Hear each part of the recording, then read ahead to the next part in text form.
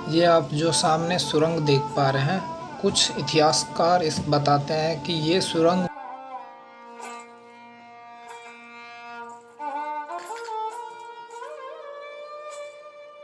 और इसमें अंदर जाने का रास्ता भी है। और ये मोटे पिलर और गैलरी आपको दिखाई दे रही होगी। ये एक सराय हुआ करती थी।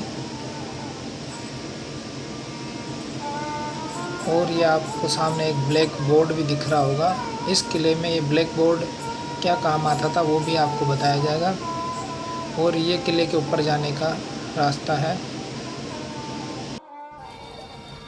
दोस्तों ये लुधियाना जंक्शन है। और ये सामने आप लोलर देख पा रहे होंगे जो 1945 का है। और यहाँ से मात्र 1 या 2 किलोमीटर की दूरी पे एक किला है। और ये अपने हिंदुस्तान का झंडा बड़ी शान से लहरा रहा है।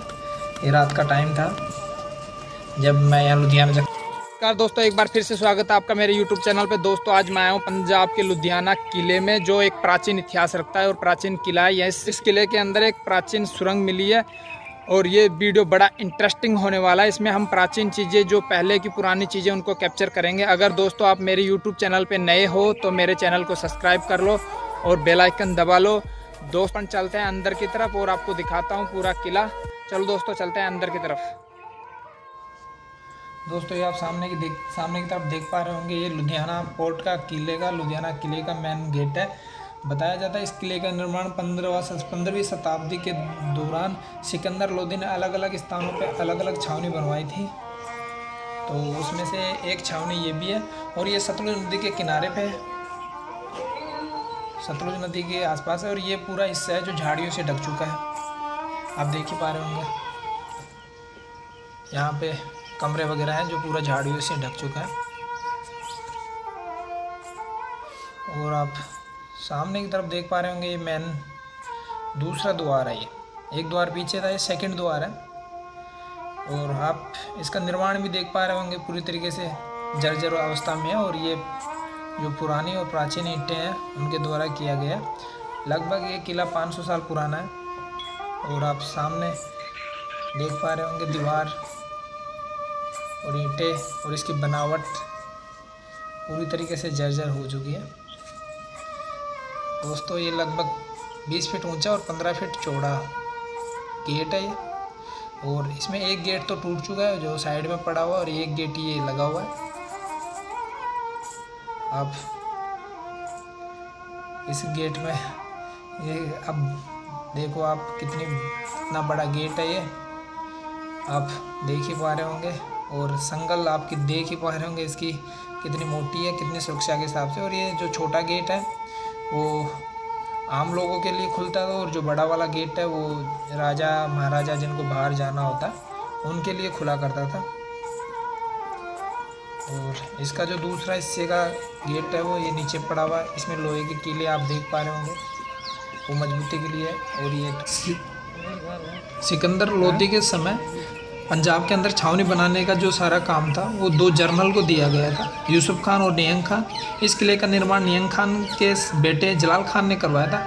उस समय इस स्थान को तरसी किले के नाम से जाना जाता था। आज इसको लुधियाना का किला बोलते हैं। और ये आप सामने देख पा रहे होंगे, डिजाइन पूरी तरीके से अंग्रेज़ों के टाइम की डिज़ाइन बताई जाती है कि ये जो कमरे और जो पीछे आपने देखे होंगे वो कमरे अंग्रेज़ों के द्वारा बनाया था। और ये जो कमरे बनाए हुए हैं पूरे अंग्रेजी निर्माण के हिसाब से, उनके आर्किटेक्ट के हिसाब से बनाए हुए हैं। और ये सामने आप देख पा रहे होंगे पूरी सराय है।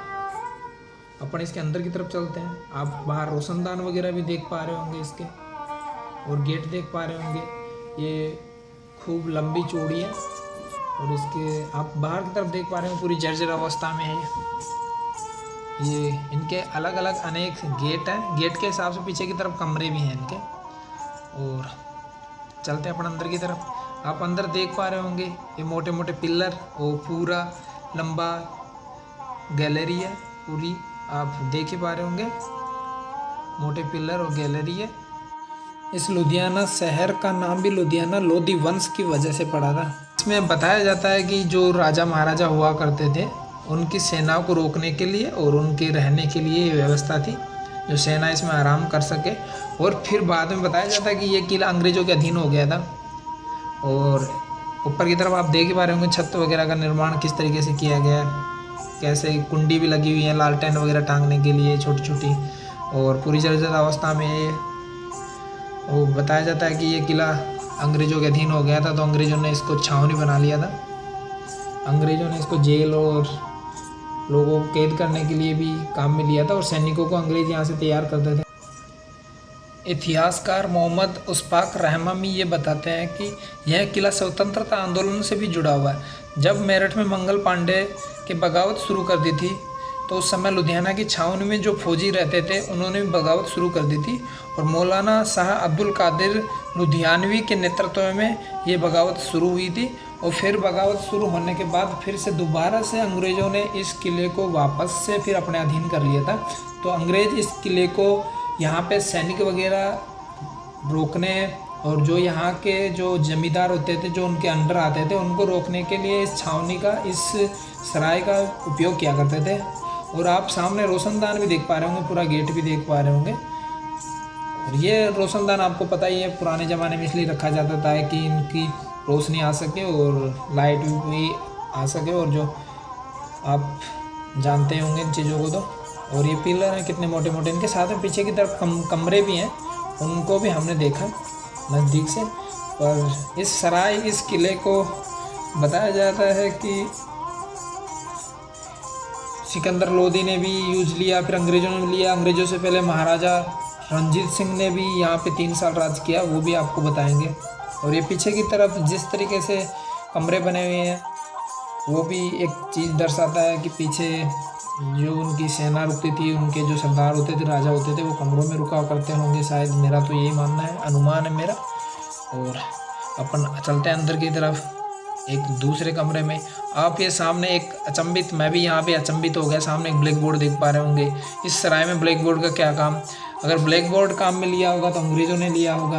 अंग्रेज़ों ने लिया होगा जो यहाँ के लोग होते थे, जो यहाँ के सैनिक होते थे, उनको शिक्षा देने के लिए, उनको पढ़ाने के लिए, या उनको कुछ सिखाने के लिए। जो सैनिक होते थे उनको सिखाने के लिए ब्लैक बोर्ड वगैरह काम में लेते थे। ये काफ़ी सारे कमरे हैं इधर, सारे कमरों में एक दो ब्लैक बोर्ड कहीं ना कहीं आपको दिखाई देंगे। और चलते हैं अपन, दिखाते हैं आपको। यहाँ पे ब्लैक बोर्ड भी है, और अंदर की तरफ ये एक गेट इधर है, एक गेट उधर है। मतलब इस कमरे के 3-4 गेट हैं। अगर ये कक्ष रहा होगा, पढ़ने का कक्ष रहा होगा या पढ़ाने का कक्ष रहा होगा, जो सैनिक होते थे उनको ये कुछ कितना सोच समझ के बनाया होगा। और ये ब्लैक बोर्ड भी आपको लग ही रहा होगा, बहुत पुराना है, प्राचीन समय का ब्लैक बोर्ड है।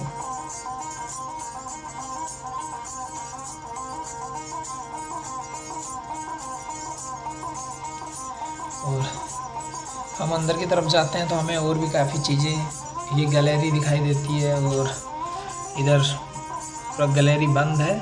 किस तरीके से क्या डिज़ाइन की हुई है वो भी आप देख पा रहे होंगे। और इसके अंदर भी एक गैलरी है, वो पूरी तरीके से बंद है। वो क्यों रखी जाती थी ये तो मेरे को भी नहीं पता है, ये गैलरी क्यों रखते थे, पूरी तरीके से बंद है। लेकिन हमने सोचा आपको दिखाया जाए, दोस्तों को दिखाया जाए। अब चलते हैं अगले रूम की तरफ। यहाँ भी आपको दिखाई दे रहा होगा ब्लैक बोर्ड है। तो ये जो सारे रूम यहाँ पे आपको सामने गैलरी के अंदर से भी दिखाई दे रहा होगा, बड़ा ब्लैक बोर्ड है आगे। जो यहाँ के आसपास के जो सारे रूम हैं उनमें ब्लैक बोर्ड वगैरह और गैलरी वगैरह ये है। फिर ये गैलरी आ गई, और ये ऊपर जाने के लिए, किले के ऊपर जाने के लिए पौड़ियाँ हैं जिनमें हम ऊपर तक गए, जिनमें जाले वगैरह बुरी तरीके से लगे हुए हैं, पूरी मिट्टी विट्टी हो रही, टूटा फूटा। एक बार तो ऐसे सोच रहे थे ऊपर की तरफ पता नहीं क्या सिस्टम होगा, कैसे होगा, लेकिन बाद में पता लगा कि यहाँ पे छत है। आप देख ही पा रहे हैं अंधेरा हो रहा पूरा। ऊपर जाने के बाद पूरी तरीके से पता लगा कि ये तो छत पे आने के लिए सीढ़ियाँ हैं, और छत भी पूरी तरीके से खंडर है। इस तरीके के, इस प्रकार के काफ़ी सारे यहाँ पे रूम भी हैं जिनमें शायद सैनिकों को पढ़ाया जाता था। और पूरी तरीके से ये भी, अगर अगले रूम में आते हैं हम, हमें यहाँ भी ब्लैक बोर्ड दिखाई देते हैं, इधर भी ब्लैक बोर्ड दिखाई देते हैं। आमने सामने ब्लैक बोर्ड है, पूरा जर्जर तरीके से हो रहा है। और सामने की तरफ आप गेट भी देख पा रहे होंगे, जाली भी देख पा रहे होंगे। किस तरीके से क्यों बनाया था ये हमें भी नहीं पता। और ये चलते हैं अपन सुरंग की तरफ। आप सामने देख पा रहे होंगे एक साइलो सा है, समझ में नहीं आता ये गोलाकार किस काम में आता होगा। मेरे को लगता है या तो ये कोई घड़ी या कोई टाइम वाइम बताने का कोई सिस्टम होगा या फिर किस काम में आता होगा, मेरे को भी नहीं पता। पर मेरा तो अनुमान यही है कि यहाँ से कोई अलाउंस वगैरह करने में या फिर ऐसे ही एक गोलाकार गुंबद सा बना हुआ है। आपको दिखाता हूँ मैं अंदर की तरफ से।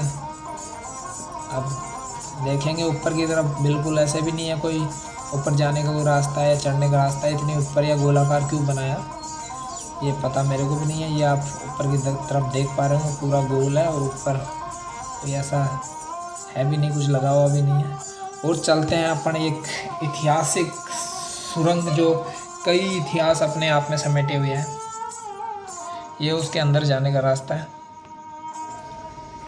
आपको ये जो कमरे थे वो तो अभी हाल फिलहाल में या तैयार हुए थे। पीछे की तरफ आप दीवार देख पा रहे होंगे, ये बहुत पुरानी है जो किले के चारों तरफ की दीवार है। और चलते हैं अपन सुरंग की तरफ। इस सुरंग के लिए कुछ इतिहासकार बताते हैं कि इसका निर्माण जलाल खान ने करवाया था कि युद्ध के समय दूसरे किले में जा सके, जो यहाँ से लगभग 15 या 20 किलोमीटर दूर है। ये सुरंग में अंदर जाने का भी रास्ता है, लेकिन पूरा बुरी तरीके से ये पूरी खंडर हो रही है। अंदर थोड़ा काला काला है और ये ईंटें वगैरह हैं। तो मैंने अंदर जाने की भी कोशिश करी थी, थोड़ा अंदर जाके देख के भी आया था कि शायद कुछ अंदर जाने का होता तो मैं आपको अंदर तक ले जाता और अंदर तक दिखा के लाता आपको। लेकिन थोड़ा से खतरा महसूस हो रहा था कि अंदर शायद बंद है और पूरी तरीके से ईंटें वींटें पड़ी हैं। और इतिहासकार मार्केटो बताते हैं कि महाराणा रणजीत सिंह ने भी इस किले पे 3 साल तक राज किया था। तो उन्होंने युद्ध से बचने के लिए और युद्ध में जैसे कभी कभार हार हो जाती है तो भागना भी पड़ जाता है, तो दूसरे किले में जाने के लिए इस सुरंग का निर्माण करवाया था। इतिहास में काफ़ी चीज़ें दर्ज हैं। ऐसे इंटरेस्टिंग वीडियो देखने के लिए वीडियो को लाइक करें, चैनल को सब्सक्राइब करें, बेल आइकन जरूर दबाएं।